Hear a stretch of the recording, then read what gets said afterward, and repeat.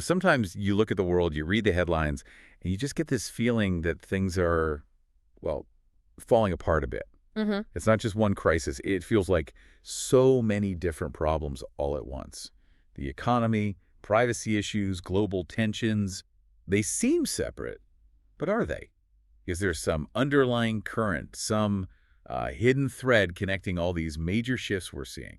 That feeling, that search for a connection, that's exactly what the sources we're looking at today try to address. They focus on this concept called technocracy. Technocracy, okay. And the author describes it pretty vividly as the dark horse of the New World Order. The key point made is that this isn't supposed to be your standard communism or socialism or fascism. Right, not the usual suspects. No, it's presented as something distinct, a different kind of system that's, according to the source, fundamentally changing, well, everything around us. So that's our task today, then. We're going to dive deep into these sources on technocracy. We'll look at where it supposedly came from, its history. Which is surprisingly long. Right, and trace how it allegedly shows up today. So think of this as a way to get up to speed on what the author calls this hidden Trojan horse of global transformation, something they claim is happening right now, almost unnoticed. And we'll try to connect those dots the source lays out across economics, government, even things like education and culture. Definitely. Prepare to maybe have some assumptions challenged along the way. Okay. Okay, so let's start right there. What is technocracy based on this research? Right. Why is it supposedly so different? Well, the core idea presented is that technocracy is a system that governs primarily through regulation, not necessarily through traditional laws passed by elected bodies. Okay, rule by regulation. Yeah, and the policies are supposedly crafted and pushed by unelected experts, technocrats, who aren't directly accountable to the public. Oh, And the source claims its influence pops up in a lot of areas you might recognize. Sustainable development, the whole green economy push, climate change policy frameworks, Agenda 21, Common Core in schools, even the smart grid for energy. that list definitely sounds very current, very 21st century. It does, but here's where it gets interesting. The material argues the roots go way, way back. How far back are we talking? Well, the philosophical underpinnings, this idea sometimes called scientism, stretches back over 100 years. The sources highlight key thinkers. Like who? There's Zahari de Saint-Simon. Apparently, technocrats themselves see him as the father of technocracy. Really? Yeah. Yeah. He imagined a society led by, well, an elite group, philosophers, engineers, scientists. He even had this idea of a new Christianity with scientists basically acting as the new priests. Wow. Okay. Science is religion. Sort of. Yeah. And his student was Auguste Comte. You might know him as the father of modern sociology. Right. Compton positivism. Exactly. Positivism held that only scientifically verifiable knowledge is real knowledge. Anything else is dismissed. Comte had his own religion of humanity and talked about society moving through stages, theological, metaphysical. Finally, the positive stage. Right, where scientific laws supposedly explain and manage everything. Okay, so Saint-Simon, Comte, who else? Then there's Thorstein Veblen, an American economist and sociologist. He was critical of capitalism and actually pushed for a Soviet of engineers to run things. The Soviet of engineers. Yeah, and he was part of something called the Technical Alliance, which was a direct forerunner to the actual technocracy movement. His ideas really influenced Howard Scott, a key figure later on. And the source also mentions Frederick Taylor, right? Taylorism. Yes, scientific management. Taylor was all about efficiency, breaking down tasks in manufacturing to make them as efficient as possible. His ideas were huge, adopted everywhere, even in the Soviet Union. And you also see echoes of Edward Bellamy's novel, Looking Backward. That socialist utopia where the state owned everything and experts ran society very logically. So it's like this intellectual stew was brewing for a while. Exactly. You had progressive ideas, positivism, Taylor's efficiency obsession, Darwinism, even some pretty disturbing eugenics concepts mixed in there early on. Eugenics, too. Unfortunately, yes. The core belief among early technocrats, according to the source, was that they could literally engineer society by applying the scientific method, just like you'd engineer a bridge, That's to ambitious. say the least. And this all eventually led to Howard Scott and another key figure, M. King Hubbard. Hubbard. Wasn't he famous for peak oil theory? The very same. They founded Technocracy, Inc., after an earlier group at Columbia University fell apart. Apparently, there were questions about Scott's background. Ah, okay, so Technocracy, Inc. emerges. Right. And in 1934, they published the Technocracy Study Course. The source calls it their blueprint for the future, and it was radical. How so? It proposed things like continuous 247 monitoring of all energy production and use, a perfectly balanced load, they called it. Balanced load. Meaning supply always perfectly matches demand, managed centrally. Also a continuous inventory of everything produced and consumed. Wow. And here's the kicker. Specific registration of the consumption of each individual, plus a record and description of the individual. So tracking every single person's consumption. Yes. And they wanted to get rid of money entirely. Get rid of money. Replace it with what? Energy certificates. Basically, credits based on the energy required to produce goods and services. And crucially, these certificates would expire. Expire. Why? To prevent anyone from saving or accumulating wealth, private wealth accumulation was seen as a problem to be engineered away. That is fundamentally different from capitalism, isn't it? Completely. And the source makes a stark point here. While Americans in the 1930s apparently looked at this and said no thanks and forcefully rejected it, Yeah. Nazi Germany was reportedly quite eager to embrace technocratic ideas. Chilling. So what happened after World War II? Did it just vanish? Not according to this analysis. The formal movement went quiet, submerged, as the source puts it, but the ideas allegedly persisted. No. The source points to things like Operation Paperclip, the U.S. program that brought Nazi scientists over after the war. Right. Werner von Braun and others. Exactly. Figures like von Braun, but also others like Theodore H. Benzinger, who was involved in aviation medicine and invention. The argument is that the U.S. government rescued these scientists and technocrats, gave them cover, and allowed them to continue their work here. So the implication is that these ideas were integrated quietly into the U.S. system. That's the claim, that technocracy didn't die, it just went underground for a while, waiting for a chance to reemerge. Okay, so if it went underground, how does the source say it resurfaced? How does it connect to today? The narrative points squarely at the Trilateral Commission, co-founded in 1973 by David Rockefeller and Zbigniew Brzezinski. Brzezinski, Carter's national security advisor. Right, and their stated goal: a new international economic order. A new international economic order. That sounds significant. It does, and the author claims to have found the link in Brzezinski's own writing, specifically his 1968 book, Between Two Ages, America's Role in the Technotronic Era. Technotronic era. Yeah, meaning an era shaped by technology and electronics. But the author argues Brzezinski wasn't just talking about technology. He was essentially laying out the technocracy playbook, floating the party line, as the source puts it. What did Brzezinski envision in that book? He talked about the gradual appearance of a more controlled and directed society. An elite would dominate, he suggested, their power based on superior scientific know-how, and importantly, they wouldn't be constrained by traditional liberal values. Unhindered by traditional values. That sounds authoritarian. It certainly leans that way. Brzezinski also described human history moving in stages, from religion to nationalism, then Marxism. And culminating in this technotronic era. Yes, which he called rational humanism on a global scale. What's really key here is the implication that national borders and old ways of thinking were obsolete. So dismissing national sovereignty. Pretty explicitly.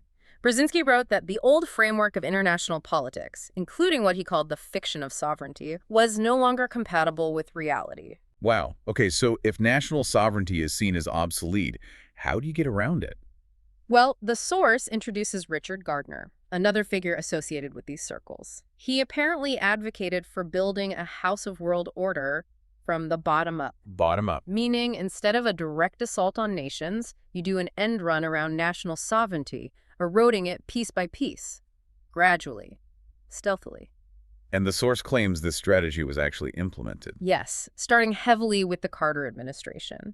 The claim is that the Trilateral Commission had huge influence. Something like a third of its U.S. members ended up in top positions in Carter's government. A third? That's a lot of influence. It is. And this ties into what the source calls follow the money, follow the power. Okay, how so? It argues that major multinational corporations, think Chase Manhattan Bank back then, IBM, and big global financial institutions like the World Bank, even the Federal Reserve, became heavily populated, even dominated, by trilateral members at the highest levels. So interlocking corporate and political power aligned with this globalist vision. That's the picture painted. And a key example given of this end-run strategy in action is NAFTA. The North American Free Trade Agreement. Right. Negotiated, the source points out, by trilateral member Carla A. Hills. and pushed through using fast-track authority. Fast track. That limited Congress's ability to debate or amend it, right? Exactly, just an up or down vote, simple majority.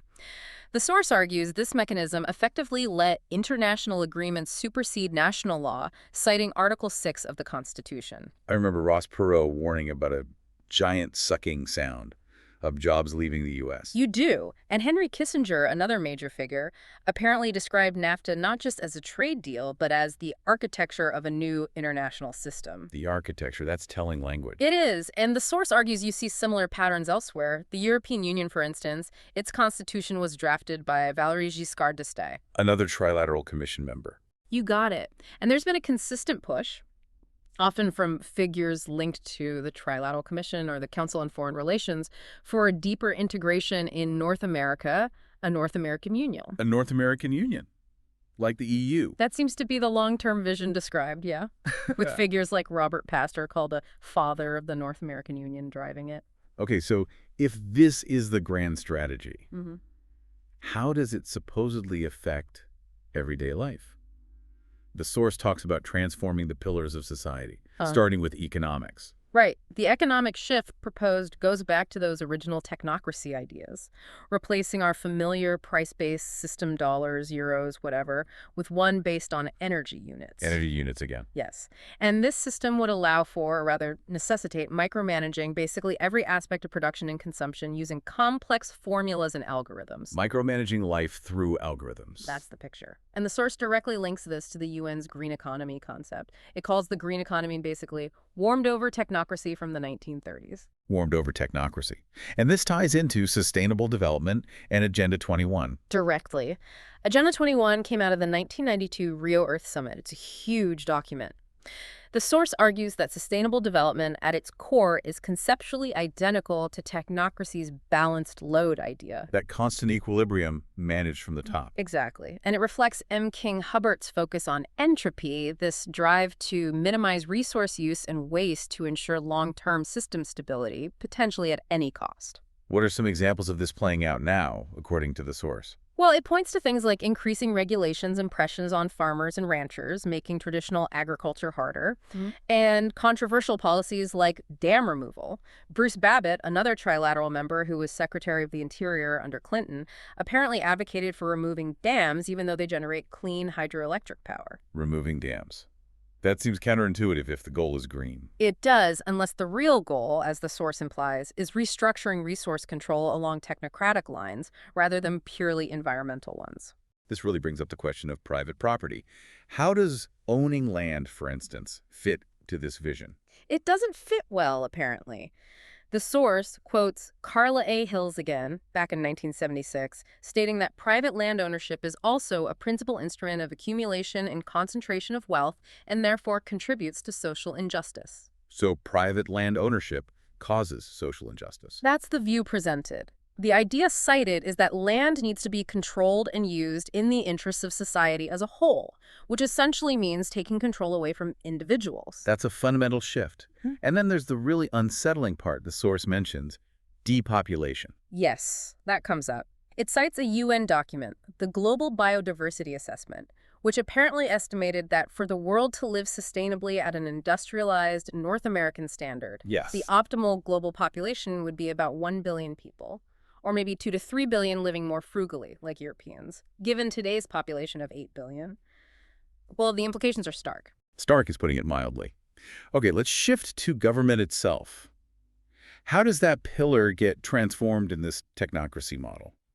The idea is to move away from representative government based on where you live, your voting district, your state. Okay, move to what? To a system based on function. They call it functional sequences. Imagine government organized not by geography, but by areas of expertise. Energy, food production, healthcare, education. And run by unelected experts in those fields. Precisely. Decisions made top-down by specialists, bypassing local elected officials and local control. Has anything like that been tried? The source points to the Reinventing Government initiative during the Clinton-Gore years. Al Gore led the National Performance Review. I remember that. It was about making government more efficient, more businesslike. Right, but the source argues this shift to a business model was really about prioritizing efficiency and empowerment in a way that allowed agencies to skirt the law in favor of the regulation. Skirt the law for regulation. Can you give an example? The source uses U.S. southern border policy as an example, suggesting that under this model, enforcing existing immigration laws became less important than achieving certain regulatory outcomes or metrics, even if it meant effectively ignoring the law. Efficiency over legality. That's the implication. And here, the source makes that disturbing link back to eugenics again. No. It notes that California actually had forced sterilization programs in the early 20th century, targeting people deemed unfit. And horrifyingly, the Nazis studied California's programs as a model. That's awful. It is. And the source connects this dark history to the early technocracy movement's talk about institutions for defectives, tying it all back to Hubbard's cold obsession with efficiency. A very chilling connection. Absolutely. Okay, let's move to the third pillar mentioned, education. How does Common Core fit into this picture? Common Core state standards are described in the source as a prime example of top-down implementation of a global program. Top-down. But were they presented as state-led? That was the presentation, yes. But the source argues the funding and impetus came largely from outside government, particularly NGOs like the Bill and Melinda Gates Foundation. And what was the purpose of Common Core, according to this view? Not traditional education, the source claims, but rather preparing students for this future shaped by Agenda 21 and sustainable development. More about human conditioning for a collectivist, managed world. Human conditioning. That's the term used. And it highlights the massive data collection involved potentially up to 400 different data points gathered on each student. 400 data points. What kind of data? Everything from academic performance to behavioral attributes, health records, attitudes, a very comprehensive profile. And the source explicitly links this kind of school-based data gathering to broader government data collection efforts, like those under Obamacare, creating cradle-to-grave digital dossiers, essentially. That leads us neatly into the next area the system's being built, allegedly, to enable all this, starting with data collection on a massive scale. Yes, the sheer scale described is mind-boggling. The source points to the NSA's data center out in Utah. The one in Bluffdale. That's the one. Its capacity is estimated in zettabytes. One estimate mentioned is 5 zettabytes. Zettabytes? I don't even know what that means. How big is that? It's almost incomprehensibly large. Think trillions of books, or as one comparison put it, potentially twice the entire world's digital content back in 2012. Just massive storage for surveillance data. And who's coordinating all this data gathering? The Office of the Director of National Intelligence, the ODNI. It's described as the undisputed head overseeing all 610 U.S. intelligence agencies, pulling all that information together. You know, this echoes warnings from way back. I'm thinking of Senator Frank Church in the 1970s. And Church Committee, yeah. He warned that the technological capability for total surveillance could lead to total tyranny with no place to hide. A chillingly accurate prediction, perhaps. And even President Eisenhower, back in '61, in his farewell address, warned about public policy becoming the captive of a scientific technological elite. It's like they saw the potential danger decades ago. So you have the national level, but what about local data? That's where data fusion centers come in, according to the source. These operate at state and local levels. Fusion centers, I've heard of those. They're supposed to share anti-terrorism intelligence, right? That's the official purpose. But the source claims their real role is much broader. To fuse all sorts of different databases, driver's licenses, criminal records, utility bills, social media, you name it, and feed the combined picture up to the national level. Fusing it all together. And the source even alleges they might fabricate missing data elements to complete profiles if information is missing, essentially creating predictive profiles. Wow. Okay, data is one system. What about energy? You mentioned the smart grid earlier. Yes, the global smart grid is presented as absolutely essential for a technocracy to function. Why essential? How does it work? It uses digital meters, not the old analog ones, connected through wireless two-way communication. Meaning the utility doesn't just read your meter remotely. It can potentially send signals back to your home. To do what? To communicate with and potentially control smart appliances, your thermostat, your water heater, maybe eventually your electric car charger. The goal is that balanced load, again, managing energy demand across the grid in real time, just like the 1934 study course envisioned. So the utility company could potentially turn down my air conditioning on a hot day. That's the capability being built, yes. And the source stresses that this is happening largely without specific congressional approval for the policies being implemented. Utilities are enforcing rules set by regional or even global regulators. This sounds like it connects to the Internet of Things. Absolutely. All these smart devices connected online using the new IPv6 Internet Protocol, which gives almost unlimited addresses. The source calls it a technocrat's nirvana. Nirvana. Because it allows for remote automated control and policy enforcement across huge populations without direct human intervention. It mentions things like the grid-friendly appliance controller, a chip that could automatically cycle your appliances on and off based on grid needs. So automated energy rationing, basically. That's one way to look at it. And the economic implications are huge. The source claims the smart grid isn't just about energy efficiency, it's laying the groundwork for a carbon currency. Carbon currency, back to replacing money. Exactly. Instead of dollars, you'd get an allocation of carbon points, or energy credits, based on quotas. And like the original energy certificates, these would likely expire. So your ability to consume would be directly tied to an energy budget set by who? By the technocrats managing the system. And the source notes that major global banks, JP Chase, Goldman Sachs, Morgan Stanley, are reportedly already positioning themselves to be major players in this developing global carbon market. Banks involved in carbon trading. Okay. Let's shift gears slightly. The source also talks about a transformation of religion. Yes, it argues there's a deliberate push away from traditional Judeo-Christian ethics towards what it calls a humanistic religion based on scientism. How would that work? It points to organizations like the United Religions Initiative, the URI. This group aims to bring all faiths together. Interfaith dialogue sounds positive, though.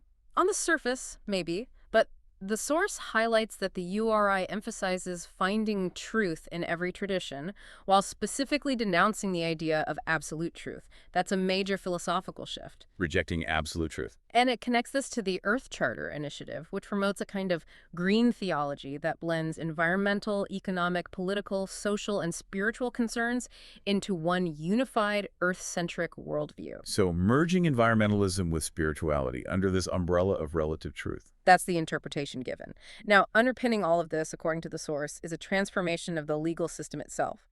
It introduces a concept called reflexive law. Reflexive law. Never heard of it. It's described as a system that's self-correcting and self-regulating.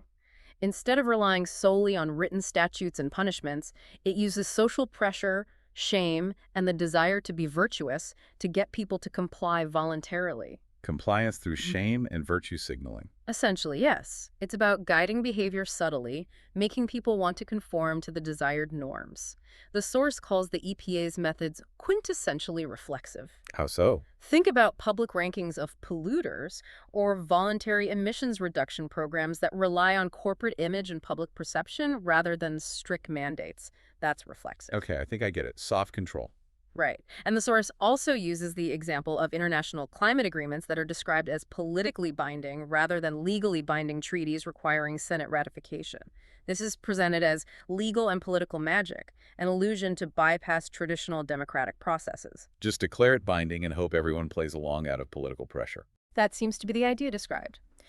And this all leads to the final and perhaps most profound transformation the source discusses, the transformation of humanity itself. Transforming humanity, how? Through transhumanism, the idea of using technology to overcome human limitations.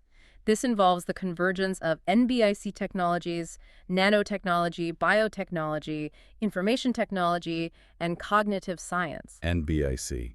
Merging humans and machines. In essence, yes. The stated goal, according to proponents cited in the source, is to create post-humans with radically enhanced abilities, greater intelligence, longer lifespans, maybe even overcoming death, aspiring to godlike qualities like omniscience and immortality. That sounds like science fiction. It might sound like it, but the source points out that governments are pouring serious money into this kind of research. It mentions Obama's Brain Initiative, aimed at mapping the human brain, as a key example of funding research that could enable these kinds of cognitive enhancements. It's presented as a very real, very well-funded agenda. We've certainly covered a lot of ground here.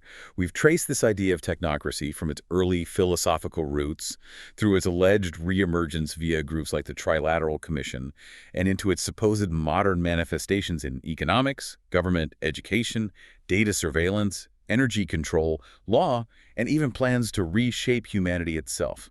That's quite a picture the source paints. It is a vast, interconnected picture. And if you take the source's claims seriously, the author argues that understanding this alleged technocracy is absolutely crucial. They invoke Sun Tzu. Know the enemy and know yourself. You need not fear the result of 100 battles.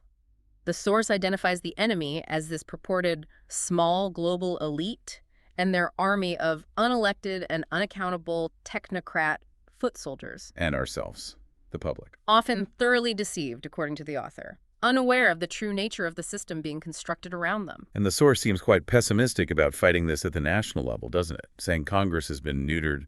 Yes, the argument made is that trying to effect change through traditional national politics lobbying Congress, focusing on presidential elections, is largely a waste of valuable time and money, because the real power, in this view, has shifted elsewhere, or the mechanisms of control bypass elected bodies. So if national politics isn't the answer, according to this source, what is? What can people actually do? The author strongly advocates for focusing efforts locally. That's presented as the key battleground. Local action, like what? Engaging with local government, city councils, county commissions, school boards, exposing plans related to Agenda 21 sustainable development as they manifest in your own community, things like zoning changes, regional planning initiatives, smart grid rollout. Bringing it out into the open locally. Exactly. The source even suggests using legal tools like misdeprison. That's the concept of knowing a felony has been committed, but failing to report it. The idea is to potentially hold local officials accountable if they're knowingly implementing programs that violate laws or constitutional principles. That sounds like a confrontational approach. It can be, but the source also points to what it calls success stories where local action allegedly worked. Such as? It mentions several states, Indiana, Missouri, North Carolina, South Carolina, Oklahoma, that successfully banned or withdrew from Common Core education standards after citizen pushback. Okay. And numerous cities and counties reportedly cut ties with an organization called ICLEI, Local Governments for Sustainability, which promotes Agenda 21-style policies, again, due to local activism. So the message is that focused, informed local action can make a difference. That's the claim, that professional and thorough activism at the grassroots level has yielded tangible results in pushing back against these agendas. It brings us back to that fundamental question the source raises at the end, echoing the theologian Francis Schaeffer. How should we then live? Exactly. Given this information, these claims about the forces potentially shaping our world, how should you, the listener, live? How should you respond? It's definitely a question worth pondering, something to research further on your own journey to stay informed.